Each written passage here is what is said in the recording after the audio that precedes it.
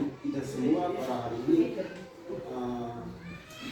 Kita patut bersyukur kepada Tuhan karena kasih dan kesetiaan Tuhan telah menuntun kita, menghantar kita sehingga pada saat ini kita sebagai dewan guru bersama dengan kepala sekolah untuk bersama di ruangan ini untuk kita menerima materi yang akan disampaikan oleh teman kita, Ibu.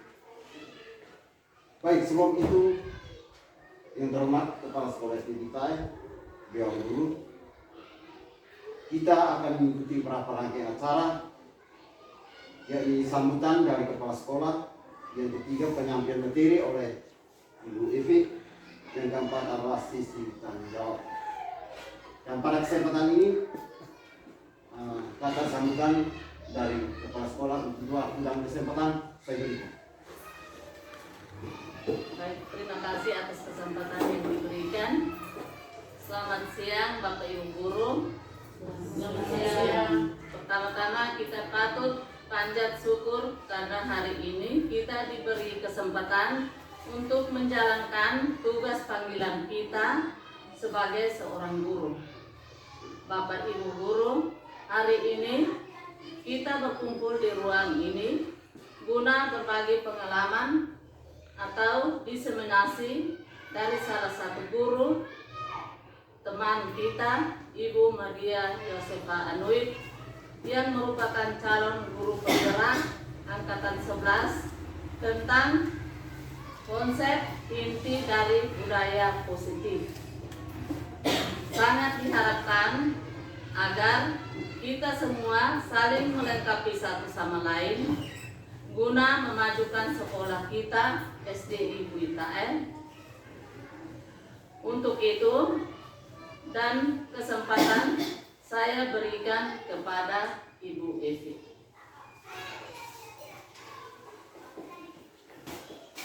Baik, terima kasih.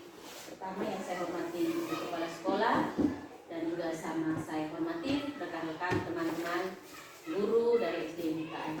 Hari ini saya akan berbagi sedikit pengalaman dan terkait penyampaian materi budaya positif tentang inti atau konsep-konsep inti dari budaya positif itu sendiri sebagai tugas saya calon guru penggerak angkatan 11 dan upaya kita untuk sama-sama berbagi dalam lingkup sekolah kita. Baik, langsung saja.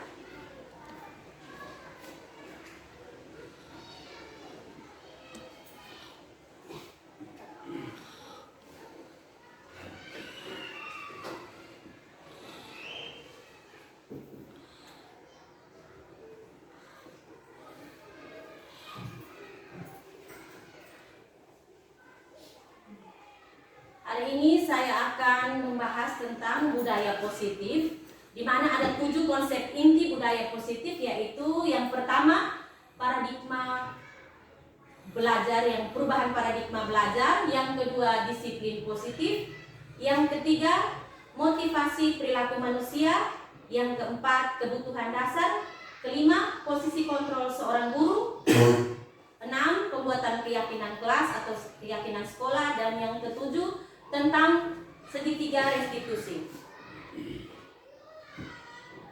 Budaya positif sendiri adalah suatu nilai-nilai atau keyakinan dan kebiasaan-kebiasaan di sekolah yang berpihak kepada murid agar murid dapat berkembang menjadi pribadi yang kritis, penuh hormat dan bertanggung jawab.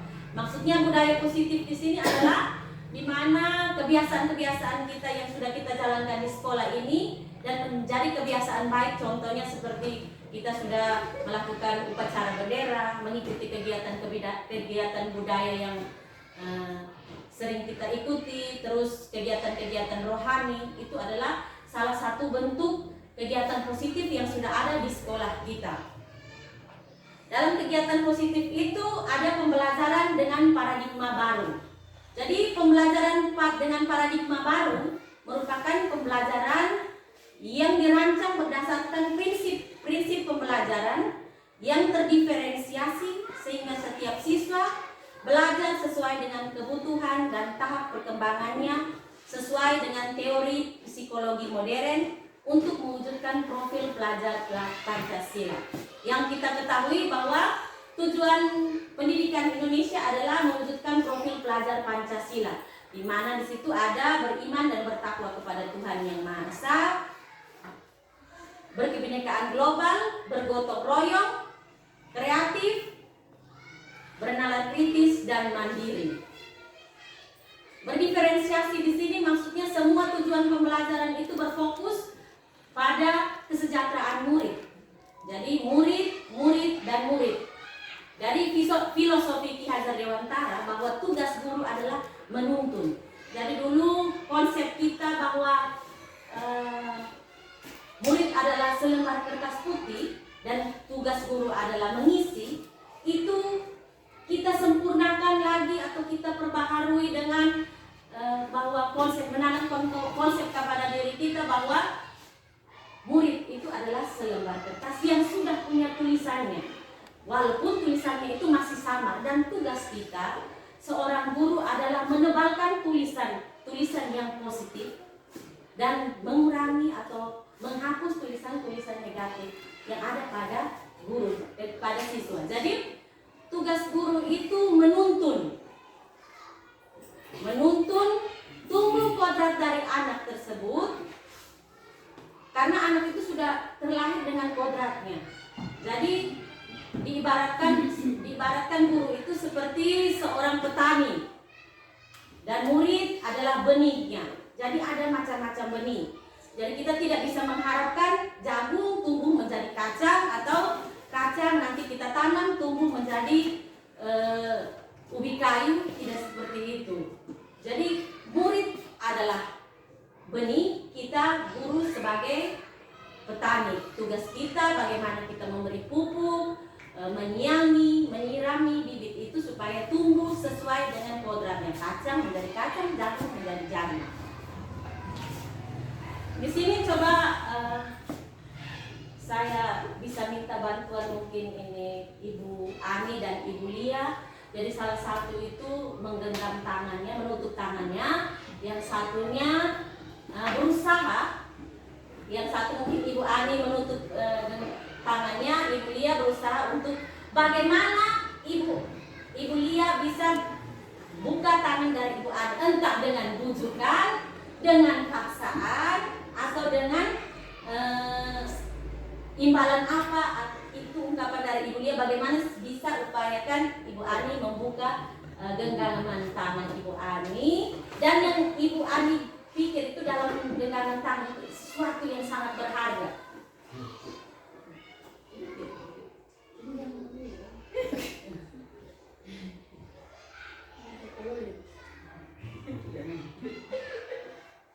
Mungkin saya kasih waktu 30 detik lah. Bisa dengan bujukan, paksaan, ataupun gertakan. Jadi terima kasih Ibu Lia dan Ibu Ani. Mengapa Ibu Ani memilih untuk membuka telapak tangan? Saya memilih untuk membuka telapak tangan karena yang pertama, sesuai dengan strategi atau cara yang diberikan oleh Ibu Lia. Mungkin dengan cara dia meraih dengan cara apa saja supaya saya mau. Kalau dipaksa pasti saya tidak akan mau. Baik, terima kasih. Jadi inti dari kegiatan tadi adalah kita sendiri yang memegang kendali atau kontrol atas diri kita. Membuka atau menutup telapak tangan adalah pilihan kita sendiri. Jadi sama seperti murid, dia memberikan dirinya untuk dikontrol oleh kita atau tidak, itu adalah pilihan dari murid. Jadi pilihan untuk membuka atau menutup itu sesuai dengan kebutuhan kita sendiri. Jadi contohnya tadi Ibu Ani dan Ibu Lia. Contoh Ibu Ani merasa bahwa saya butuh untuk buka sehingga Ibu Lia bisa lihat. Kalau Ibu Ani merasa kalau saya tidak akan kasih tunjuk, itu pasti Ibu Ani memilih untuk tidak membuka. Jadi itu adalah pilihan sesuai dengan kebutuhan kita. Di sini juga ada yang namanya miskonsepsi tentang teori kontrol, di mana kita sering mempunyai ilusi bahwa kita bisa mengontrol seseorang. Jadi di sini ada 4 ilusi tentang atau miskonsepsi tentang teori kontrol. Miskonsepsi ini artinya seperti kesalahan pemahaman. Kita salah memahami seperti itu. Jadi di sini ilusi yang pertama adalah ilusi guru mengontrol murid. Jadi kita berpikir bahwa kita punya kendali atau punya kontrol untuk menguasai murid, di mana sering kita buat yang kita perintahkan pasti murid buat. Jadi kita merasa kita punya kendali terhadap murid. Tetapi yang sebenarnya adalah murid membiarkan dirinya untuk dikontrol, bukan kita yang mengontrol. Tadi seperti membuka telapak tangan tadi. Kalau Ibu Ani mau kan Ibu Ani tidak buat. Nah, tetapi Ibu Ani membuka karena pribadi Ibu Ani yang mau memberikan dirinya. Yang berikut adalah ilusi bahwa kritik dan membuat orang merasa bersalah dapat menguatkan karakter. Jadi kadang-kadang kita guru itu sering menggunakan kata-kata negatif untuk membuat murid itu mengikuti apa yang kita mau, dan kita merasa itu benar. Ternyata kita sudah membuat atau menanamkan sesuatu yang buruk terhadap diri anak. Kita membuat mental anak itu menjadi buruk secara tidak langsung, dan dia melakukan itu atau mengikuti arahan dari kita itu bukan karena motivasi dari dalam dirinya sendiri. Yang ketiga adalah ilusi bahwa semua penguatan positif efektif. Jadi kita berpikir dengan kita memberikan bujukan, memberikan rayuan seperti tadi, itu adalah salah satu kontrol yang baik untuk kita lakukan.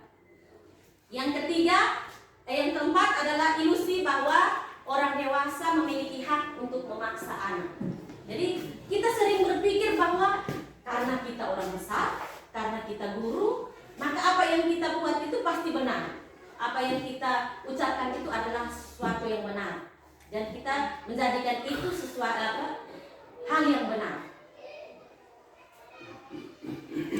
Di sini kita akan mencoba membuat atau mengubah paradigma stimulus respon ke pendekatan teori kontrol. Jadi kita mau rubah kita pola pikir tentang teori kontrol ini, tentang kontrol mengontrol siswa ini. Yang pertama adalah realitas bahwa kebutuhan kita sama. Kita sering berpikir bahwa kita butuh itu sama, semua itu sama. Tetapi sebenarnya itu realitasnya itu bahwa kita ini berbeda. Kita tidak sama. Yang kedua adalah semua orang melihat hal yang sama. Ternyata dari teori kontrol bahwa walaupun kita melihat benda yang sama atau melihat hal yang sama, tetapi kalau kita melihat dari sudut pandang yang berbeda, maka juga akan berbeda tanggapan dari setiap orang. Yang ketiga, kita mencoba mengubah orang agar berpandangan sama dengan kita. Jadi terkadang kita selalu mencoba untuk mempengaruhi orang untuk berpandangan yang sama dengan kita. Wah, kita berpandangan bahwa orang ini, murid ini tidak baik, murid ini punya kekurangan ini, dan itu akan kita bagikan ke teman. Kita mencoba untuk mempengaruhi, tetapi yang sebenarnya itu semua yang kita berusaha pahami dengan adalah pandangan orang lain tentang dunia. Jadi orang lain punya pandangan itu pasti berbeda. Yang keempat, perilaku buruk dilihat sebagai suatu kesalahan. Jadi kita sering melihat bahwa perilaku buruk seseorang itu adalah suatu kesalahan. Kita menganggap itu salah, tetapi kita tidak tahu bahwa semua perilaku yang dilakukan itu pasti ada tujuannya. Yang berikut, orang lain bisa mengontrol saya. Kita berpikir bahwa ternyata ini orang ngomong saya atau ngomong saya ini bisa mengontrol saya punya pribadi. Itu sering kita tanamkan dalam kita punya diri. Kita berasa bahwa orang lain mampu mengontrol kita. Yang diubah dari teori kontrol adalah hanya kita sendiri yang bisa mengontrol diri kita. Terus yang berikut, saya bisa mengontrol orang lain. dari teori kontrol itu Anda tidak bisa mengontrol orang lain. Kita tidak bisa kontrol orang lain. Yang berikut, pemaksaan ada pada saat bujukan atau bujukan gagal. Jadi kita sering memakai paksaan atau ini bahasa-bahasa yang lebih keras itu setelah kita berusaha membujuk. Kalau kita bujuk sudah tidak bisa lagi, kita mulai nada kasar sudah. Begitu juga pasti kita lakukan di kita punya anak-anak di rumah. Yang sebenarnya harus kita lakukan adalah kita berkolaborasi dan menciptakan pilihan-pilihan lain. Jadi kalau dia tidak mau, kita coba bekerja sama, kita memberikan pilihan lain selain dari yang tadi dia tidak mau kasih. Yang berikut adalah model berpikir menang atau kalah. Itu yang sekarang kita pikir bagaimana anak laki-laki ini di kita punya sekolah merasa bahwa saya tidak sanggup. Yang harus kita tanamkan dalam kita punya diri dan kita punya peserta didik adalah model berpikir bahwa kita pasti menang, kita pasti bisa. Jadi itu adalah paradigma respon dan pendekatan teori kontrol.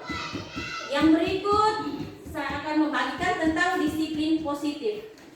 Jadi Bapak Ibu guru, kita sering mendengarkan kata disiplin.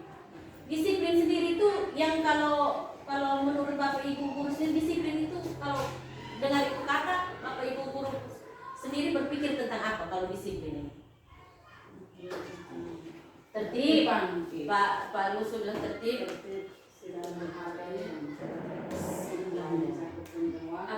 Aturan. Disiplin itu tertib, aturan. Jadi disiplin itu berasal dari bahasa Latin sebenarnya. Berasal dari bahasa Latin yang mengacu pada yang artinya itu belajar. Disiplin itu artinya belajar sebenarnya. Tetapi kalau kita mendengar kata disiplin itu pasti kita berpikir tentang aturan, hukuman, tata tertib. Itu yang selalu ada dalam kita punya pikiran. Tetapi disiplin sendiri itu sebenarnya mempunyai arti belajar dari diri sendiri dan memiliki tanggung jawab terhadap apa yang dilakukan berdasarkan nilai-nilai yang diyakini. Nilai-nilai itu bisa ditentukan dalam suatu lembaga, biasanya sudah ada nilai-nilai keyakinan. Nah, disiplin positif merupakan salah satu cara penerapan yang bertujuan untuk menumbuhkan kesadaran dan memberdayakan peserta didik tanpa imbalan, penghargaan, ancaman, atau hukuman. Jadi disiplin diri itu berarti kita menumbuhkan kesadaran pada peserta didik tanpa kita harus kasih imbalan atau penghargaan atau hukuman. Jadi itu kesadaran dari diri sendiri yang coba kita tanamkan. Jadi sebagai pendidik, tujuan kita adalah menciptakan anak-anak yang memiliki disiplin diri sehingga mereka bisa berperilaku dengan mengacu pada nilai-nilai kebajikan universal atau umum dan memiliki motivasi instrik bukan dari luar, bukan dorongan dari luar, dari motivasi dari dia punya diri sendiri untuk berubah. Nilai-nilai kebajikan sendiri adalah sifat positif di mana manusia itu biasanya memiliki sifat-sifat positif yang memiliki tujuan yang ingin dicapai. Jadi seperti nilai-nilai dalam bangsa, contohnya seperti nilai pada profil pelajar Pancasila, yaitu beriman dan bertakwa kepada Tuhan Yang Maha Esa, terus mandiri, bernalar kritis, berkebinekaan global, bergotong royong, kreatif. Itu nilai-nilai dari kebajikan yang dari profil pelajar Pancasila. Sedangkan nilai dari PYP atau Primary Years Program itu biasanya satu program itu pasti ada nilainya, nilai-nilai kebajikannya seperti toleransi, rasa hormat, integritas, mandiri, menghargai, antusias. Itu merupakan contoh nilai-nilai universal yang biasanya dibuat tidak memandang dari mana asalnya, dari suku mana, dari agama mana, atau lebih singkatnya dari latar belakang apa. Yang berikut adalah tentang motivasi perilaku manusia. Jadi ada 3 motivasi yang mendasari perilaku manusia. Yang pertama itu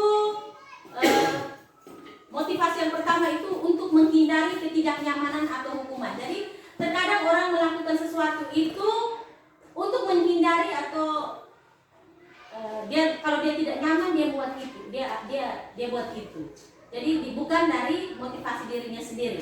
Jadi orang-orang dengan motivasi untuk menghindari ketidaknyamanan atau hukuman itu biasanya sering bertanya, kalau saya tidak buat ini, kira-kira tidak apa toh?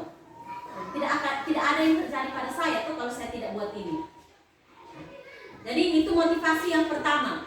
Motivasi yang kedua itu untuk mendapatkan imbalan atau penghargaan. Jadi ada motivasi yang mana dilakukan itu kalau ada imbalan. Imbalan itu mungkin berupa pujian, berupa hadiah. Jadi itu motivasi yang kedua. Orang dengan motivasi mendapatkan imbalan itu biasanya sering bertanya dengan kata, saya dapat apa kalau saya buat ini? Kalau orang yang dengan motivasi itu dia akan punya pertanyaan seperti itu. Kalau tidak ada apa, dia tidak akan buat. Kalau yang tidak menguntungkan bagi dia tidak akan buat. Jadi kedua motivasi tersebut itu adalah motivasi eksternal atau motivasi yang tumbuh karena ada dorongan dari orang luar, dari orang lain. Sedangkan motivasi yang ketiga adalah motivasi untuk menjadi orang yang mereka inginkan, yang pribadi itu dia inginkan. Itu adalah motivasi internal. Jadi orang dengan motivasi ini biasanya sering bertanya, saya akan jadi apa ya kalau saya buat ini? Kalau saya buat ini, kira-kira saya jadi apa ya? Itu adalah orang yang punya motivasi dalam dirinya sendiri. Jadi contohnya, kalau saya datang sekolah sering tepat waktu, datang selalu melakukan tugas satu, saya buat RPP dengan baik, bukan supaya mendapatkan pujian dari kepala sekolah atau pengakuan dari teman-teman atau mungkin dapat penghargaan dari dinas atau piagam, bukan, tetapi dari diri saya sendiri. Saya melakukan ini suatu kepuasan untuk diri saya dan saya mau mengupgrade saya punya diri supaya saya lebih baik. Nah, itu contoh motivasi yang bersumber dari diri sendiri atau motivasi internal. Selain motivasi itu ada juga yang namanya hukuman, konsekuensi, dan restitusi. Jadi hukuman itu biasanya sifatnya itu adalah tidak terencana. Jadi seringkali kita melakukan sesuatu itu, murid datang, kalau dia datang terlambat kita langsung bilang raut sampah, bersihkan. Itu adalah hukuman karena dia tidak terencana, dia tiba-tiba. Terus murid tidak tahu apa yang akan terjadi nanti. Kalau dia datang terlambat dia tidak tahu. Itu perbedaan hukuman. Terus dia bersifatnya satu arah. Jadi contohnya bersifat satu arah ini, pemerintah yang buat aturan, kita yang pelaksana ini kita tidak tahu. Jadi pemerintah itu contoh sifat kenapa dia hukuman itu bersifat satu arah. Jadi kita melanggar hukuman, kita tidak tahu bahwa oh nanti kalau saya langgar ini saya dapat hukumannya seperti ini. Terus kebanyakan hukuman itu berupa hukuman fisik. Jadi kayak tadi kita mungkin lari keliling lapangan kan, bersihkan WC kan, nah, itu bentuk hukuman. Sedangkan yang kedua adalah konsekuensi. Kalau konsekuensi dia sedikit berbeda dengan hukuman, di mana itu sifatnya sudah terencana. Jadi biasanya kita di kelas kita buat kesepakatan dengan kita punya anak-anak toh. Kalau 3 hari tidak mengerjakan tugas berarti nanti kau buat surat pernyataan. Itu biasanya sudah disepakati antara murid dengan guru. Tetapi tetap saja bahwa murid akan tidak merasa nyaman konsekuensi itu. Sedangkan kita sikap guru di dalam sini konsekuensi itu pasti selalu mengontrol. Sudahkah kau sudah buat itu pekerjaan kan? Pasti seperti itu. Itu sifat dari konsekuensi. Sedangkan yang ketiga adalah restitusi. Itu proses bagaimana kita menciptakan kondisi supaya murid itu bertanggung jawab. Dan kita berperan sebagai guru di situ, kita membantu dia untuk mencari solusi yang tepat untuk persoalan tadi. Contohnya kalau dia datang terlambat, kita bicara dengan dia. Kira-kira kalau kau datang terlambat, hal yang baik yang sebenarnya untuk kau perbaiki nanti bahwa kau besok jangan terlambat itu seperti apa. Jadi kita di sini berupaya untuk berkolaborasi dengan siswa bagaimana dia mengatasi masalahnya tadi. Yang kita mencari solusi dengan dia. Dan biasanya kesalahan-kesalahan itu berhubungan dengan kebutuhan dasar dari manusia. Jadi ada 5 kebutuhan dasar dari manusia. Nah, kebutuhan dasar itu sendiri adalah seluruh tindakan manusia memiliki tujuan. Semua yang kita lakukan adalah usaha terbaik kita untuk mendapatkan apa yang kita inginkan.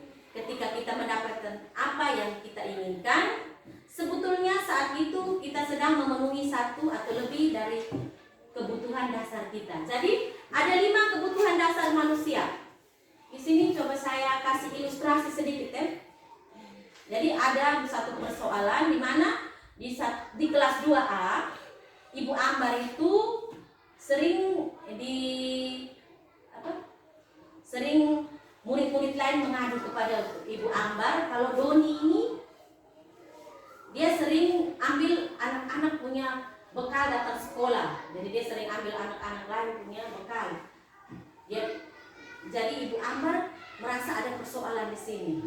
Kalau teman-teman jadi Ibu Ambar, apa yang teman-teman lakukan?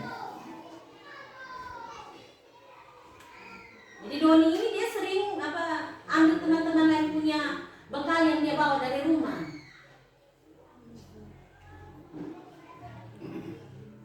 Menurut Bagaimana? Yang pertama itu mungkin Ibu Ambar memanggil si Doninya. Setelah itu mungkin memberikan nasihat kepada dia berupa teguran-teguran terus sehingga kedepannya dia tidak boleh mengulangi.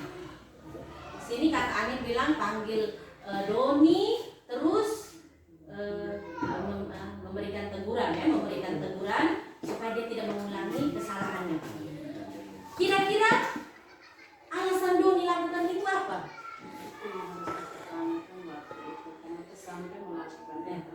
Kenapa sampai melakukan itu? Jadi kita juga harus mengetahui kenapa anak-anak itu dia melakukan kesalahan. Terkadang seperti tadi kita contoh tadi dia datang terlambat, kita daerah sampah. Dia belum jelaskan apa-apa, kita cepat deh lari keliling.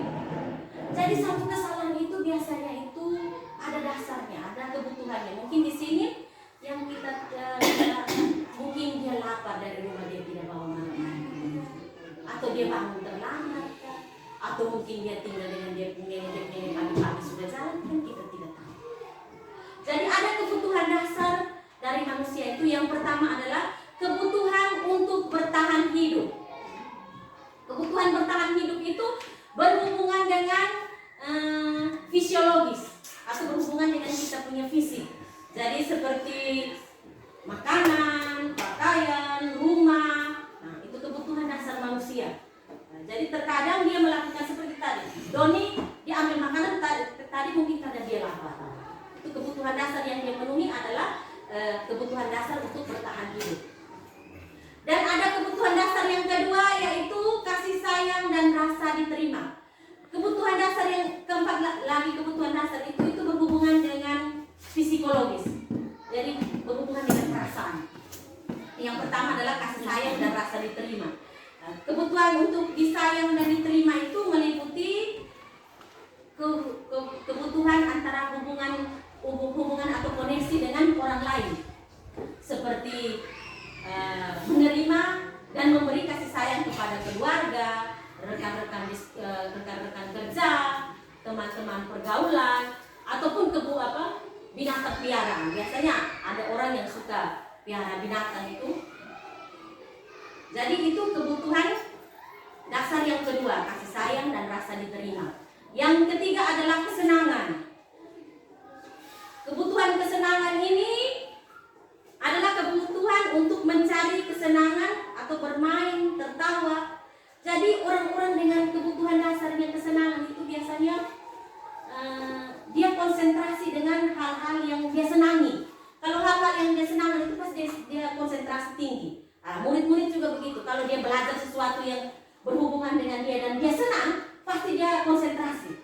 Tetapi kalau kita kasih materi yang mungkin dia tidak senang, pasti dia tidak konsentrasi.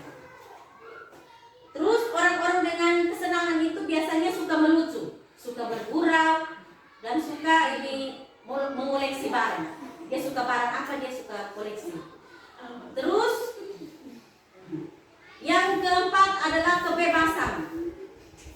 Kebebasan sendiri adalah kebutuhan akan kemandirian atau otonomi. Jadi orang dengan kebutuhan dasar kebebasan itu biasanya dia tidak suka dikasih satu perintah. Dia sukainya itu diberikan pilihan.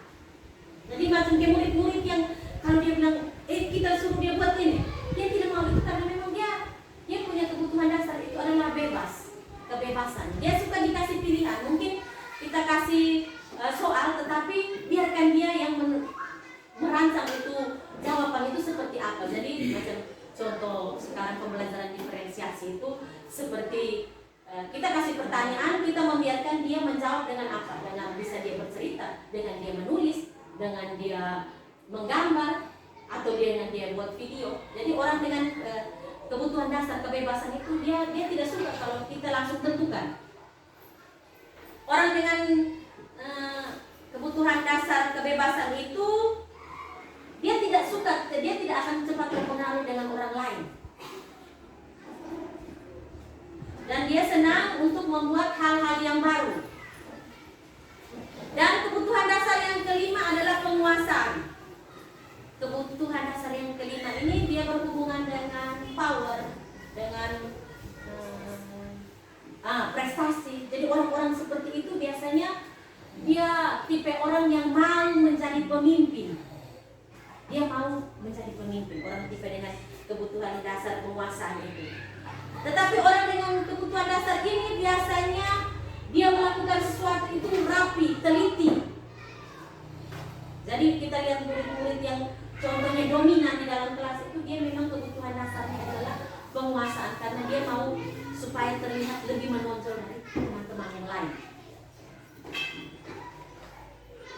Berikut adalah posisi kontrol. Ada 5 posisi kontrol kita sebagai guru.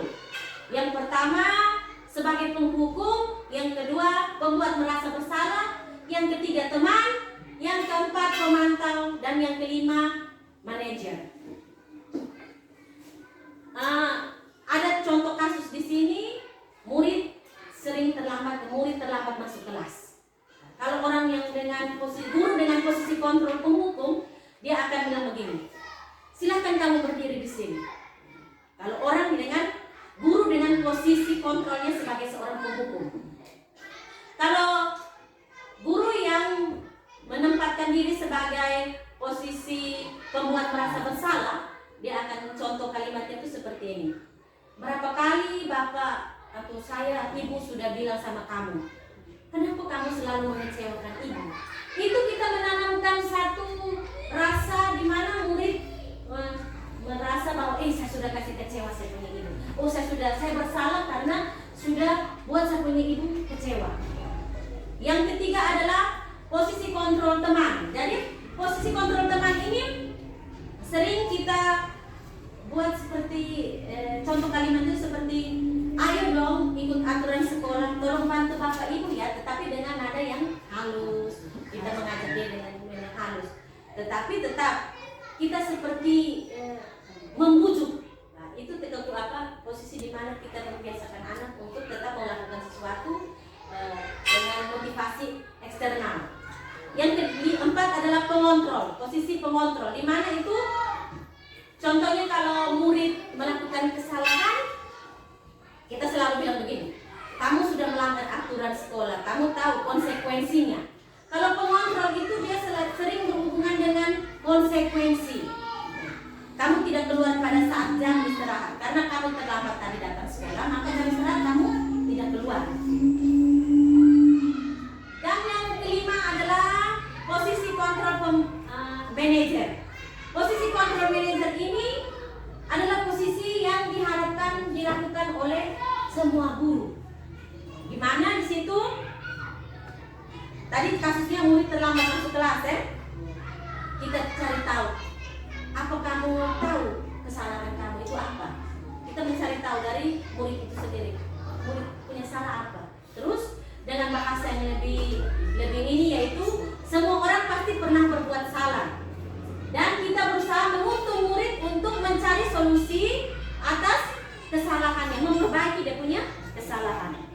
Jadi Bapak Ibu, contohnya kalau kalimat ini saya kasih contoh, saya kecewa dengan kamu. Kira-kira itu posisi kontrol apa itu? Saya kecewa dengan kamu. Itu guru mengambil posisi kontrol apa? Posisi ini kontrol eksternal, yaitu tentang kita buat dia merasa bersalah. Ya. Terus kalau berdiri dan hormat bendera selama 1 jam, itu kira-kira posisi kontrol apa yang diambil oleh guru?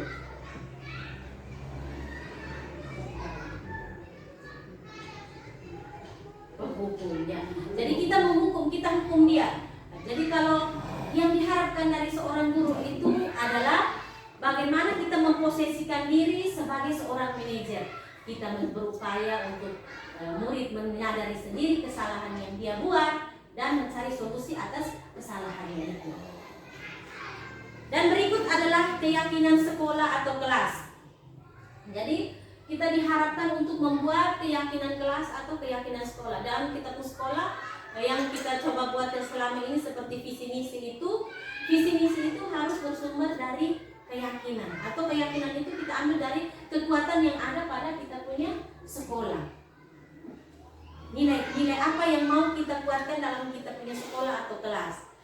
Jadi nilai-nilai kebajikan itu yang seperti tadi, rasa menghormati, saling menghormati, disiplin, integritas, itu contoh-contoh nilai keyakinan sekolah.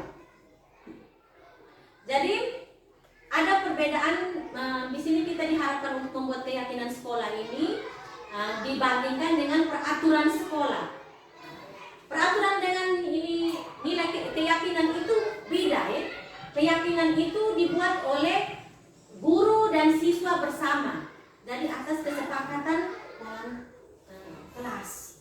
Kalau peraturan itu seringkali kita guru yang buat dan kita tempelkan dan murid mengikuti apa yang sudah kita buat. Jadi keyakinan itu adalah dia lebih berkolaborasi antara guru dengan murid. Jadi karena dia yang buat aturan, kita bersama yang membuat aturan, pasti murid juga termotivasi untuk mengikuti aturan itu. Jadi di sini pembentukan keyakinan kelas itu sifatnya itu abstrak, dia lebih luas, dia tidak seperti aturan jangan buang sampah atau dilarang membuang sampah. Kalau di sini yang kita buat itu contohnya tertib, kayak nilainya tertib. Jadi tertib dalam membuang sampah, tertib dalam berpakaian, tertib dalam saat proses pembelajaran. Pernyataan keyakinan kelas itu biasanya selalu dalam kata-kata yang positif.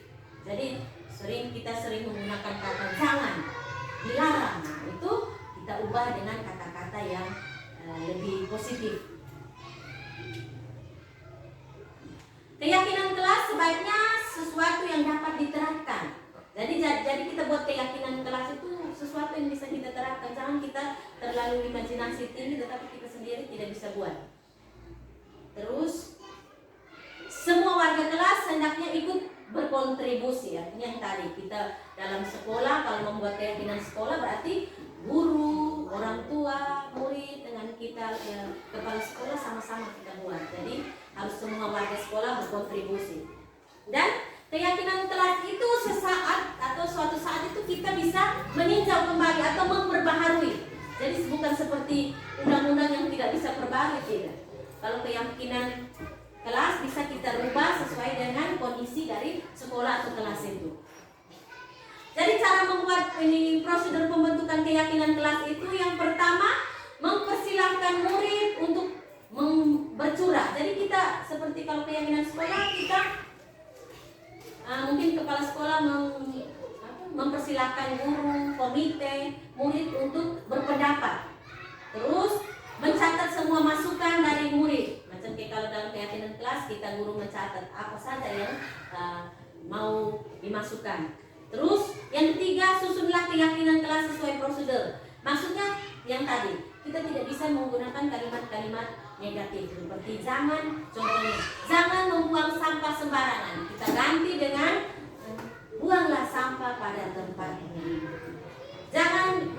dalam kelas, kita ganti dengan kata jajan di kantin. Tinjau kembali daftar surat pendapat yang sudah dicatat. Jadi kita tinjau kembali. Contohnya, tadi ini buang sampah pada tempatnya, terus makan pada kantin, itu masuk di disiplin atau tertib, nilai tertib. Tinjau ulang keyakinan sekolah secara bersama-sama. Jadi kita tinjau itu secara bersama-sama, bukan kita sendiri guru, ini tidak baik, kita ganti dengan ini. Itu kita tinjau bersama-sama sehingga pada saat pelaksanaan itu kita semua mengetahui. Terus semua warga kelas dipersilakan meninjau ulang terus dan menyetujui. Setelah ditinjau kita dipersilakan untuk menyetujui atau biasanya mereka kasih tanda tangan. Jadi macam kayak kita di sekolah ini ada perwakilan dari komite tanda tangan, guru tanda tangan, perwakilan dari murid, perwakilan dari guru dan kepala sekolah. Terus keyakinan itu kita tempatkan di tempat yang mudah dilihat, sehingga saat dia lihat pasti dia ingat dan dia buat. Dan itu tentang keyakinan sekolah atau keyakinan kelas. Berikut tentang segitiga restitusi. Jadi terkadang kita melakukan menyelesaikan suatu masalah itu ada langkah-langkahnya sebenarnya. Dan yang diharapkan dari kita seorang guru dalam menyelesaikan masalah kita menggunakan yang namanya segitiga restitusi. Segitiga restitusi sendiri itu adalah suatu proses dialog yang dijalankan antara guru dengan murid agar dapat menghasilkan murid yang bertanggung jawab dan mandiri menyelesaikan masalahnya. Jadi ada tahapan segitiga restitusi. Yang pertama itu menstabilkan identitas, validasi tindakan yang salah, dan menanyakan keyakinan. Itu adalah tahapan dari segitiga restitusi. Menstabilkan identitas itu dilakukan berdasarkan prinsip bahwa, jadi kita berprinsip bahwa membuat kesalahan itu adalah proses dari pembelajaran. Jadi yang tujuan dari itu adalah untuk mengubah identitas anak dari orang yang gagal dan menjadi orang yang sukses. Jadi langkah yang pertama menstabilkan identitas itu kita jangan langsung menjudge anak, kau salah. Tapi kita berupaya bagaimana kita menuntun dia untuk mengembalikan dia punya harga diri walaupun yang dia buat sudah salah. Jadi contohnya seperti contoh kalimatnya itu seperti berbuat salah itu tidak apa-apa. Tidak ada manusia yang sempurna. Saya juga pernah melakukan kesalahan seperti itu. Kita bisa menyelesaikan masalah ini. Jadi macam terkadang kita belum, kalau kita guru ini sering kita belum begini. Kita cari tahu. Oh ini siapa yang buat salah? Oh karena kau baru karena dia seperti ini. Jadi kita sering mencari tahu siapa yang benar, siapa yang salah di depan anak tersebut. Jadi di sini yang menstabilkan identitas itu kita bisa buat bisa kita ungkapkan dengan kalimat-kalimat seperti buat salah itu tidak apa-apa, tidak ada manusia yang sempurna, sehingga anak itu merasa dia diterima, dia dihargai. Yang kedua adalah validasi tindakan yang salah. Setelah dia mengungkapkan dia punya persoalan, kenapa dia buat salah tadi, kenapa dia sampai buat seperti itu baru kita ke validasi tindakan yang salah. Artinya kita mencari tahu bahwa yang tindakan yang dilakukan itu pasti punya tujuan. Kenapa contohnya macam kayak Dino pukul satu anak di sini? Kita jangan langsung tanya Dino pak Dino, tidak. Kita tanya kenapa alasan dia buat seperti itu, kenapa? Jadi yang itu tadi tujuan kembali ke tadi, tujuan dia buat itu pasti ada kebutuhan dasarnya. Nah, tapi tidak semua seperti itu juga. Jadi contoh kalimat validasi tindakan yang salah itu seperti ternyata contohnya seperti padahal kamu bisa melakukan yang lebih buruk dari itu.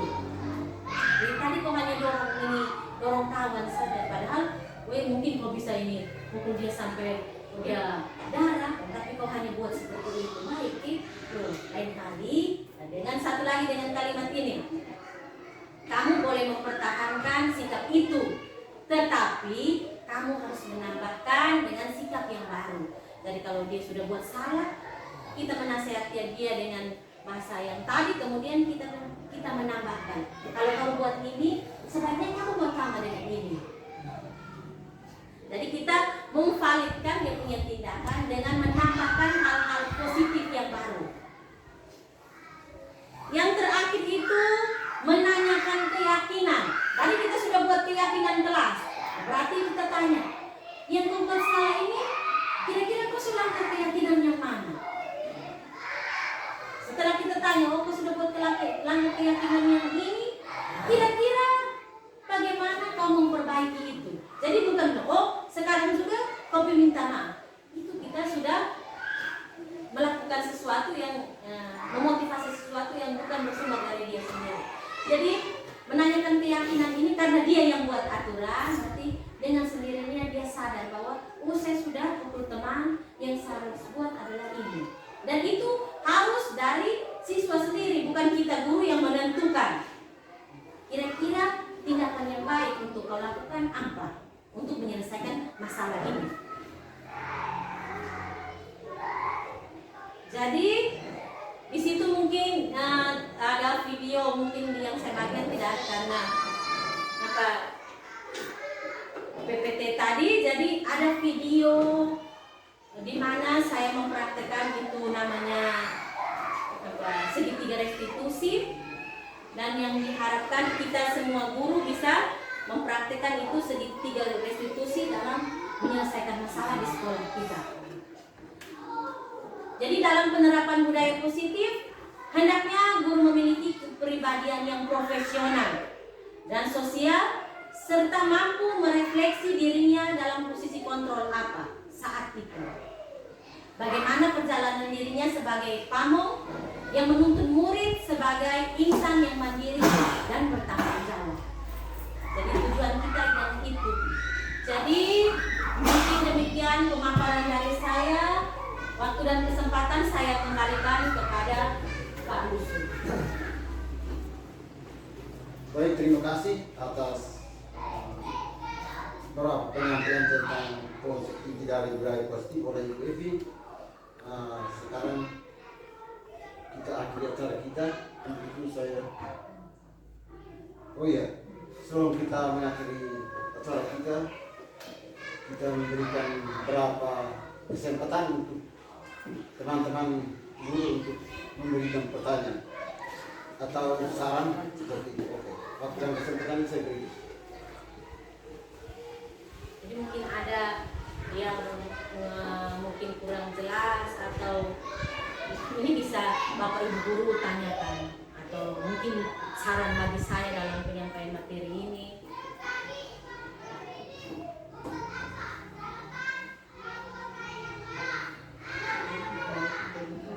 Dari saya, tadi ada statement yang mengatakan kalau murid dengan sendirinya memberi dirinya dikontrol.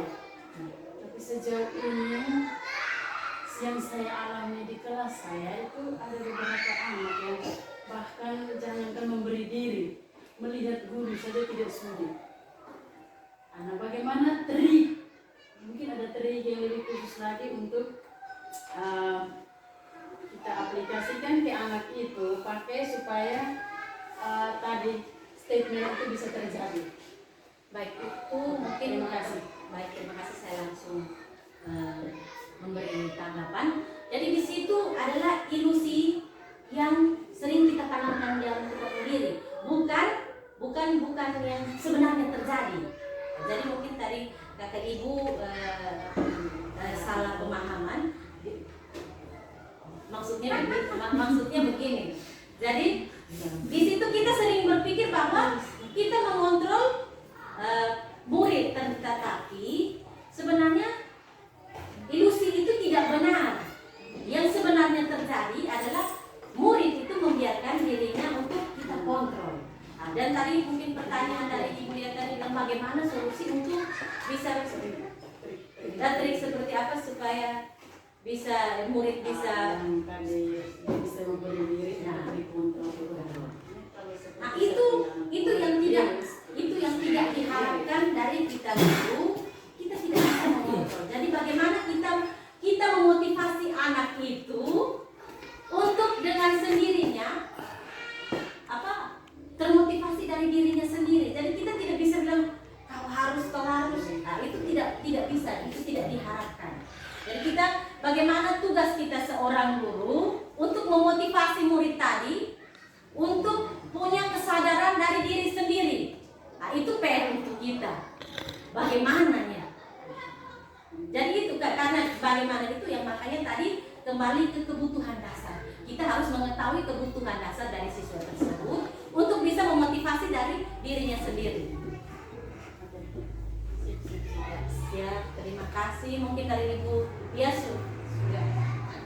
Mungkin ada lagi dari teman-teman lain.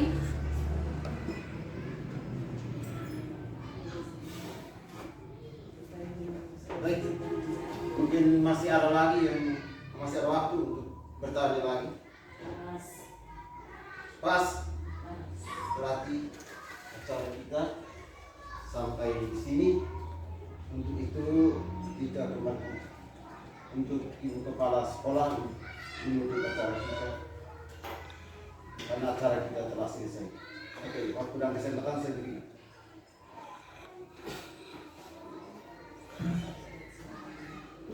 Baik, selamat siang untuk kita semua. Tadi kita sudah dengar pemaparan visi atau materi dari seorang teman, yaitu Ibu Maria Yosefa Anuit, tentang budaya positif. Jadi tadi kita sudah sama-sama mendengar. Jadi hari ini kita tutup kembali pertemuan kita dengan doa oleh Ibu Ani. Teman-teman, mari kita semua berdiri.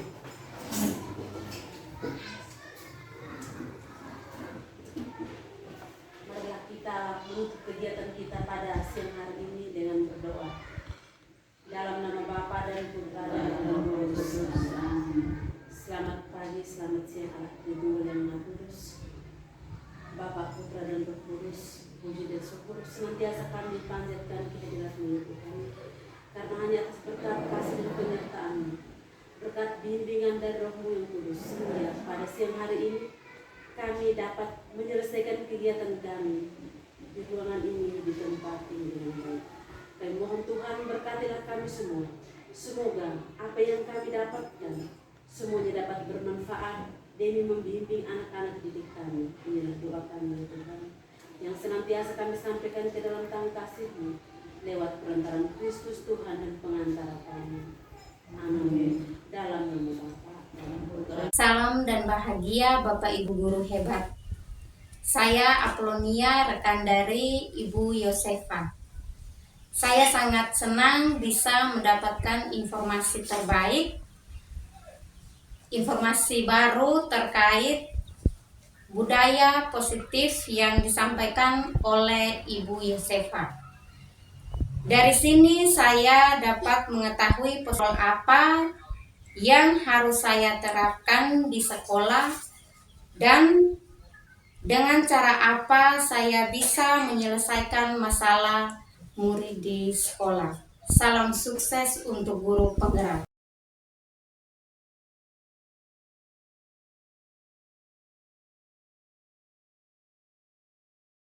Ini kita mau membuat yang namanya keyakinan kelas.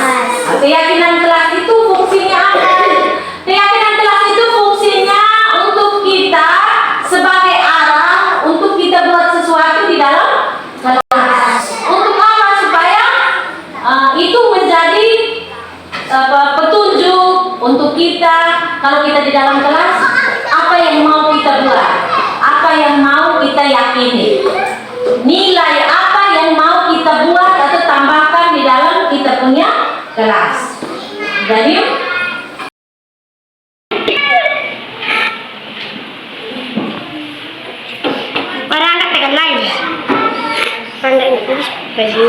Duduk yang rapi, makan yang sopan. Ibu lihat yang di sini, kalau yang sama kita copot satu, yang beda kita ambil ya. Di sini yang pertama, di dalam kelas harus mendengarkan ibu guru. Ini. Saya selalu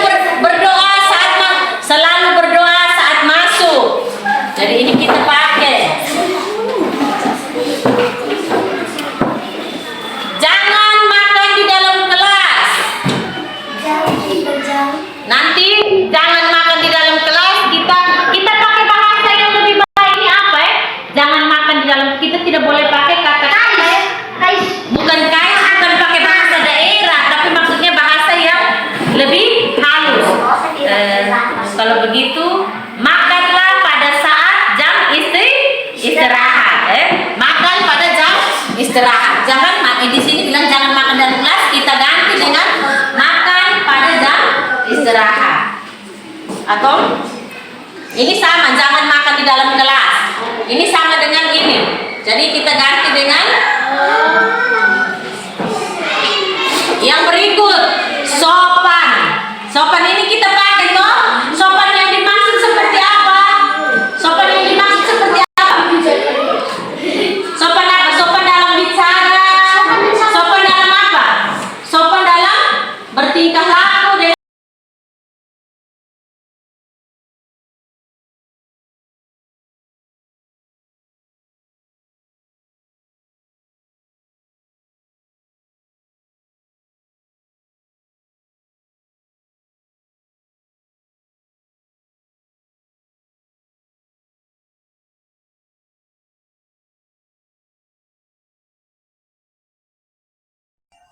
Halo, perkenalkan nama saya Girel. Saya sangat senang sekali karena adanya keyakinan kelas. Menurut saya, keyakinan kelas itu sangat penting karena bisa menumbuhkan rasa tanggung jawab dan disiplin.